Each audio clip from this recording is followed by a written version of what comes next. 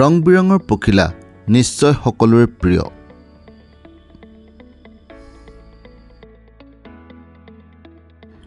আজি আমি আপোনাক লৈ যাম এখন পখিলাৰ উদ্যানলৈ, য'ত আছে বহু প্ৰজাতিৰ ৰং বিৰঙৰ পখিলা। আৰু এই উদ্যানখননো ক'ত আছে আপোনালোকে জানেনে?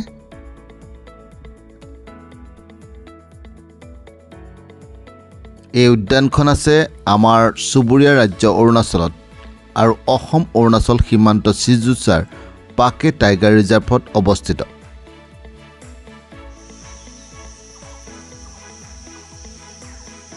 যদি আপুনি এই উদ্যানলৈ কাহানিও গৈ পোৱা নাই, তেনেহ'লে আপুনি বৰদিকৰাই জলসিঞ্চন প্ৰকল্পৰ দলঙৰ সিপাৰে থকা পাকে টাইগাৰ ৰিজাৰ্ভৰ প্ৰৱেশদ্বাৰ পাৰ কৰিলেই দেখা পাব বাটাৰফ্লাই পাৰ্ক অৰ্থাৎ পখিলা উদ্যান।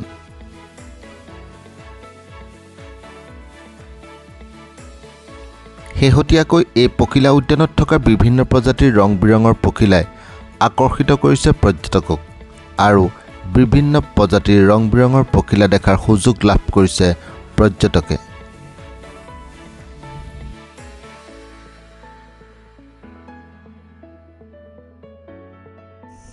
এই উদ্যানত পৰ্যটকক আকৰ্ষিত কৰিবলৈ বহুকেইটা স্থানত স্থাপন কৰা হৈছে ডাঙৰ ডাঙৰ আকৃতিৰ পখিলা।